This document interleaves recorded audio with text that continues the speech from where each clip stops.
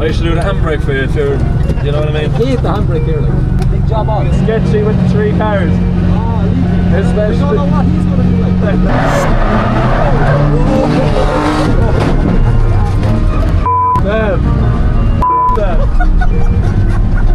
Jesus Christ. Oh, thank God your brain. I felt like I was steering the car there. The sketchiest apps.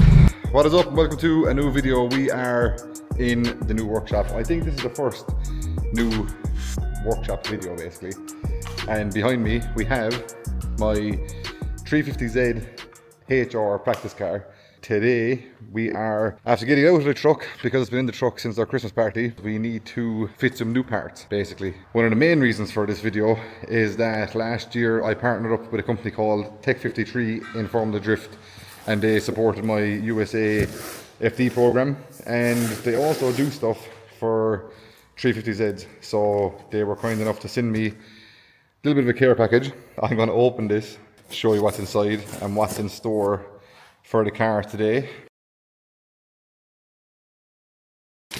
We have, I presume, instructions or something, and then in here we have all these bushes. So we have been sent our diff bushes and our subframe bushes for the 350Z.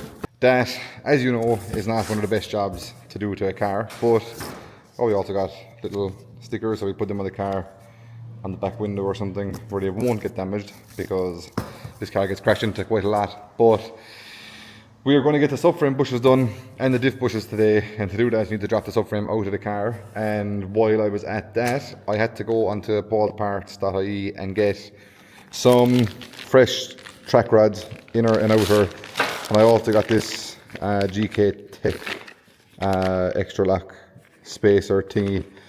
I think that goes on to anything from an S13 to S15 to a Skyline to a 350Z, but basically it's a bit of a cheat code just to get another little bit of extra lock. I already have a washer set up on this car that you would have seen in one of the other episodes, but it doesn't give me the most amount of lock, and this gives me maybe like, I think 10mm more steering shaft than what is in the car right now. And then while I was on the website, I ended up purchasing rear tow arms, tension arms and camber arms as well. So you can get all those at Paul's Parts. So yeah, if you want to get parts in Ireland for your 350Z, that's where you go. And if you want to get bushes and everything, Tech 53 is where you go. So yeah, let's get stuck in. Let's get the wheels off, exhaust off, get the subframe down, and we will give you a quick run through on how we're going to attack the bushes, get them in the car, get the arms on the subframe while it's out, and then get them back in the car, and then do a quick alignment. And then this thing needs a wash because it's absolutely filthy. I don't think I've washed it since I kind of built it to this point basically, so it definitely needs that. So yeah, let's get into it. Let's get going.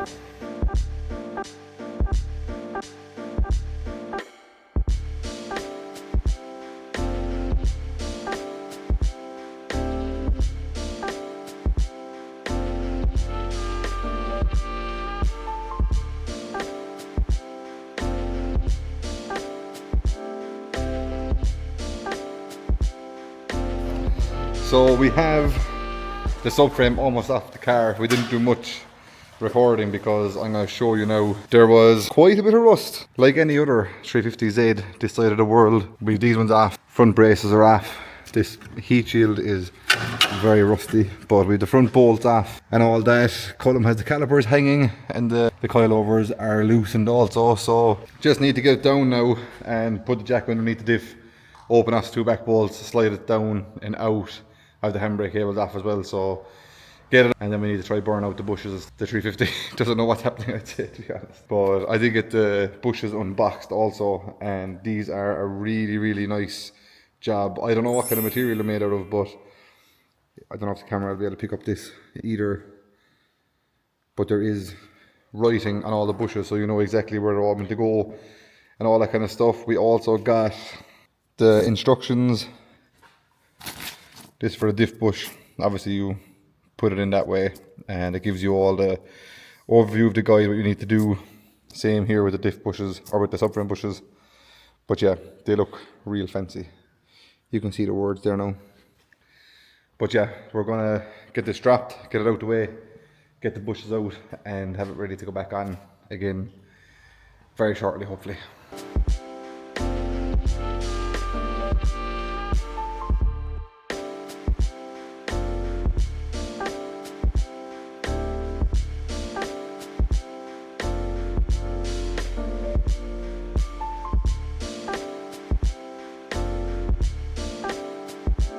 So the subframe is out and on the ground.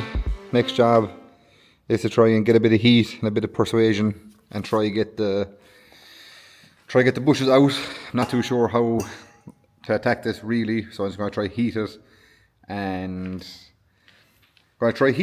then see if I can beat the bushing down and out of the housing basically. And if that doesn't work, we'll have to burn the bushing out and then sawzall the metal inner casing, then tap that out.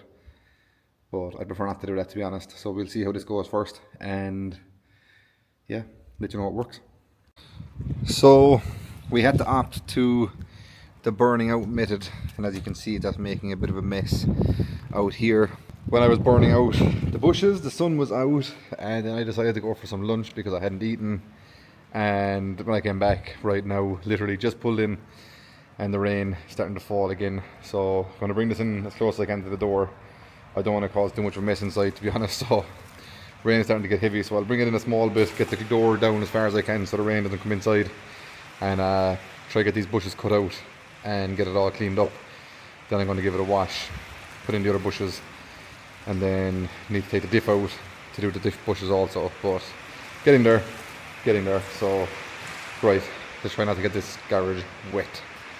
So we have the bushes out of the subframe. It's back to rainy again.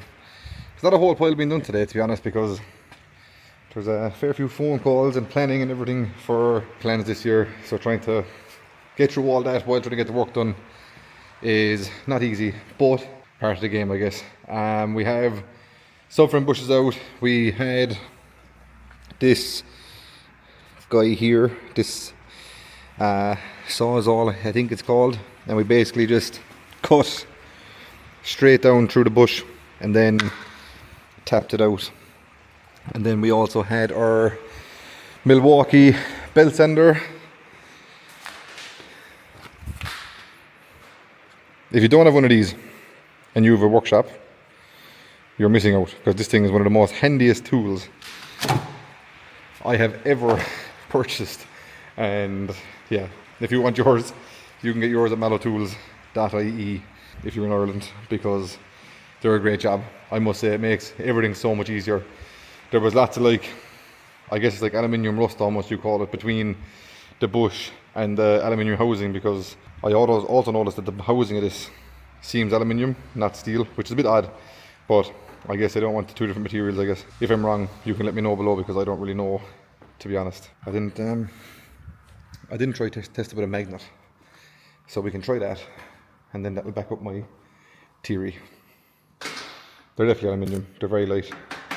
Yep, they're aluminium. So yeah, there was like an aluminium corrosion built up between the bush and the housing of the subframe. So got the belt sander, gave them a quick clean, and now they are more or less ready for the new bushes. So between now and putting the new bushes, I'm going to drag it out and give this a clean, and yeah, go from there, because it's very dirty, and at least it'll be nice and clean, get back into the car. I was also thinking maybe of giving this a quick little bit of a wire brush and just give it a belt of some sort of paint, just to try to help the rust. It's not going to do much for it really, but it might just slow it down a small bit, and it'll kind of be preventative. I can see that the underside of the car then is undersealed if I ever sell it. But yeah, let's get the power washer, give it a clean, and need to power wash the yard also because it's filthy, and go from there. Let's get it done. So we took the diff out of the subframe because we need to get at this back one here, and also need to do the bushes on the front of the diff here and here. I already have them tapped out. As you can see by the mess, it wasn't straightforward as usual. My weld table, it's annoying, but Yeah, the weld table is kind of turning into more of a workbench than a weld table, but it is what it is. It's handy to be able to drag it around with you. The diff bushes, there was one of them, standard Nissan bush, that tapped out pretty easy. The other one was a spurious oil-filled one, and yeah, the minute I tapped through it, it decided to bust, and then all the oil from the bushing went everywhere. But they're out now, and we have these guys to slap back in. So as far as I'm sure, these go in from the top. Just need to double check the instructions, but they look like they're going to be a pretty good press fit. Just going to grease up around the bush so it taps in pretty sweet, and then at least that way, if I ever change a diff, I will be able to tap these back out and put them into another diff. But yeah, we'll grease them up, see if we can tap them in and make sure we put them in the right way around anyway. And oh look, it even says tap on it, so that's how they go. So yeah, bit of grease, tap them in, and then that's the diff ready to go back in. Just need to do the last subframe bush and tap that through, and then that's kind of it really. We're more or less there or thereabouts. Get the diff back into the subframe, get all the dry shaft back on, get it back up into the car, and try to get it done and try to get the back of the car finished. I was going to do the arms out of the car on the ground, but to be honest, it's nearly more hassle doing it outside of the car. It's almost more hassle. So going to get the diff bushes done, the subframe bushes done, and then get it back up into the car, and then we can put on the coilover bolt, and that'll keep everything from sagging down and stuff. And then we'll just do one arm by one arm and get it tracked up some bit today as well. And I also need to do the front. I need to do the front inner track rod, and then we're ready for track again basically. But yeah, it's gonna be very dark tonight, so the power washing probably won't be great. Might just wait until the morning to do the power washing. But yeah, not too bad. We're getting there. Slow progress, but progress. So better than nothing. So yeah, let's keep going. So I finally feel like we're making progress. We have now got the diff in the subframe. We have the new bushes in here. You can see the black piece there, and also a new shiny one back here. And we have the half shafts back on, diff all tightened and bolted up. Everything fits exactly as it should. Putting the bushes in is definitely 500 times easier than taking the bushes out. So yeah, phone. So yeah, the front bushes, literally bit of grease, tapped them right in, no issue at all. The back one, Ricky had a puller next door. I didn't really feel like doing any more flame work with the bushes, so basically just pull through a rubber piece, and then same method as the outside ones, just sawzall, cut a slot, got a hammer, tapped it out, and mint job. Gave it a quick clean, bit of a grease, and then that one just tapped right in as well.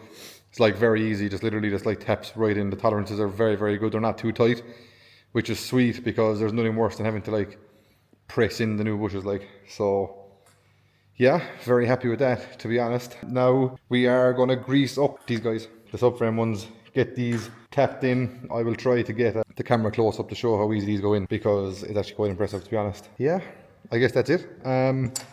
Once you get these in, just a matter of turning it upside down again, put it up into the car. Before I put it up to the car, I might give it just a quick wire brush and a quick spray of paint just to seal it some bit, just for where the surface rust is. At least it might just stop it and keep it some way good for another while at least, because to be honest, the chassis is not terrible. It's more the bolt and stuff that was rusty, not the chassis. So like the subframe points and stuff are fairly solid, so I might try keep that the case basically, but the sills and everything seem okay.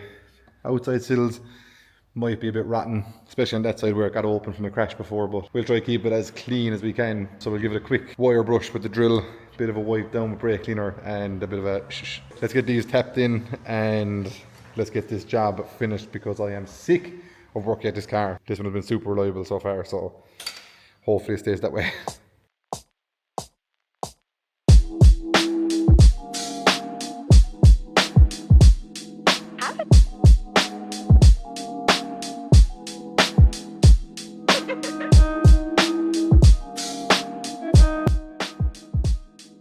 Right, so that is all of these lubed up and ready to go in. So we will do them now one by one. This is, hang on now, this is a rear lower bush.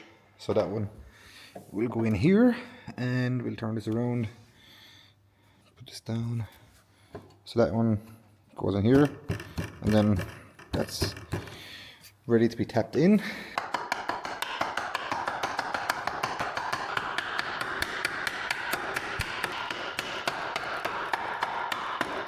And just like that, the bushes are installed. Perfect fit, as expected. That's how easy it is to put in the bush. As you can tell, it's much easier to put it in than take it out, but these guys have to go in the center also. Obviously it needs a metal insert to rub against the bolts, so I'll probably put these in last.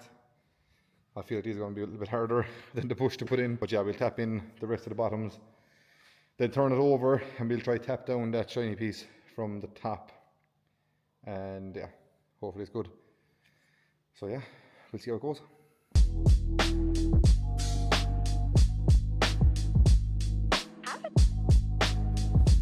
So I just gave underneath a quick blast of steelet that I had just, I had some steelet left over from the inside of this car, so just gave above the subframe. A quick shot of that is a perfect no, just peeled off all the chipping paint, gave it a quick wire brush with the drill.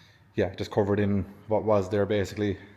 This is not a restoration project, it's just a bushing job, but I just couldn't stand seeing the bit of surface rust on top, so just got rid of that. And yeah, now the subframe is ready to go back in. As you can see, we've got 4 new bushes in the corners, and the shiny centers also went in with no issue at all, like literally a couple of taps, and it was absolutely perfect. So now we're going to push this into place, leave the lift down, jack it up, get it into the car, get everything tightened back up again, get on the calipers and put on the coilovers, the prop shaft. I need to fix the exhaust because it broke the bolts when I take it off, but that's the back of the car done then for now. Obviously I need to do the arms, but we'll get it back rolling, get the arms on, and then we'll go from there. So yeah, we'll see how it goes now.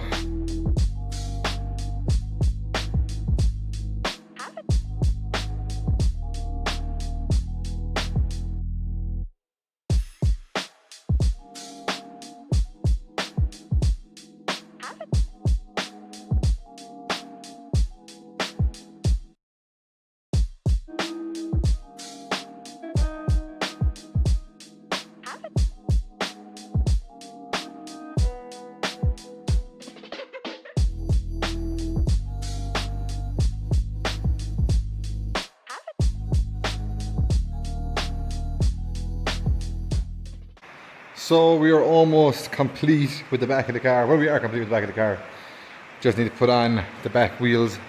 As you can see behind me, I got all of these arms fitted roughly to the same length as what was in the car previously. So the tracking shouldn't be too far off because it wasn't terrible before, but the camber wear, as you can see, the edge was gone off the inside of the tyre. So hopefully we can square that up, but looks a bit like a race car now.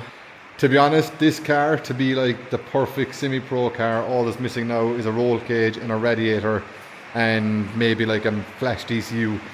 So they are plans in the future, but for now this is as far as it will go again. So when you get the kit, you get this big side and you also get this small side. And depending whether your car is right-hand drive or left-hand drive, if it's right-hand drive, so basically the big piece goes on the passenger side, no matter what it is. So if it's right-hand drive, goes left side. If it's left-hand drive, goes right side. But basically, this threads into the rack, and then you have this extra bit here is the same diameter of the steering shaft in the steering rack, basically. And then when you turn, you get this much more steering lock on one side, and you get this much more steering lock on the other. As far as I'm sure, GK Tech have measured all this that you have to put on the one side because there's more splines on the steering rack basically to go further. But yeah, you put this into the steering rack, this thread here is the same as the steering rack, and then this one here is the same as the track rod basically, and that just screws on there like that on the driver's side. But because you were making a spacer of this much here, so this piece here is a spacer, we're going to have to cut this back. I'm probably going to cut about 20 mil, maybe 15 mil. But then I'm also going to cut this here. I'm also going to cut this another little bit, so we can, because at the moment the threads are going all the way into here, but the nut is still butting up against this guy. So we're going to cut the inner track rod and the outer track rod, and basically then that should let you have enough squish basically to have toe out again. Because one thing that a 350Z needs in stock form is lots of toe out.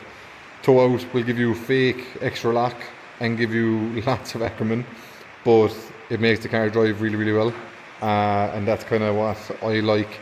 And it makes the car snappy and kind of a little bit unpredictable, into the sense that it just makes it like a little bit harder to drive, but that's good practice because you're not really too sure if it's going to do the same thing every time, but you do have an extra bit of lock basically. It's going to be interesting to see how much extra we have, because I still run the original lock stop here. I've already cut, I think I cut like maybe 20 mil off of that already. So if I get to cut another 5 or 6 mil off of it by doing this, it's going to be a lot of lock on the outside. But yeah, that's enough yapping. Make sure you put Loctite on these when you put them into the steering rack, because you don't want this to come loose, especially fall out. Like imagine flickering the bridge in Mondelo and this thing just decides to pop out of the steering rack. Be a bad time. Anything above 15 millimeters toe out in the front would be even not a lot on a 350Z, I think. So yeah, we will get these in the car and see how we go. We have lock back in the car, track rods fixed. As you can see up here, where the track rod goes on, it is now hitting the lower arm. Space between the lock stop, which is this one here, the old one, and the hub is now essentially 0. So that is definitely the most amount of lock you can get out of a stock 350. Obviously this is how this looks now with the track rod spacer, and we're using basically all of this now. In here, this is still loose obviously. We had to cut this back probably, I would say, I think the outer track rod we definitely cut 20 millimeters off of it, and then we took the same off of the inner track rod also. I cut extra just to make sure that I was going to have enough toe out if I needed to, and now I have adjustment toe in or toe out to where it is right now. When I set it up tomorrow, the wheel is still quite straight, so there might be another little bit of toe out going into it, but we will see. But yeah, happy with that day's work, to be honest. It's a much better car now than what it was this morning, which is good. But yeah, tomorrow, quick alignment, bit of a wash, and then we will be driving very soon, thank God. So we are down here at 360 Motorsports Park. Between getting the car outside and now, I've just been too busy to get any bit of an update on the car. Car is going absolutely sweet. Everything is absolutely perfect. I do think I have a little bit too much toe out in the front, potentially. And I also have 2 bushes on the front of the car that are really, really bad. So I think that is not helping anything. But the back of the car is now really, really sweet, I must say. The alignment in the back is very good, and to be honest, the subframe bushes and the diff bushes and stuff have really made it all like tighten up, and it's much fairly beat up. Me and James had a bit of an off a while ago into the grass, but his car came up worse than mine, which is weird because Mustangs are quite strong, but the 350 took it like a champ.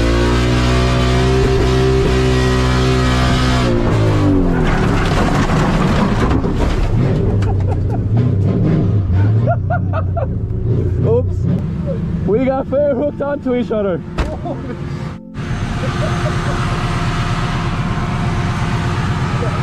Lovely. Sorry about that.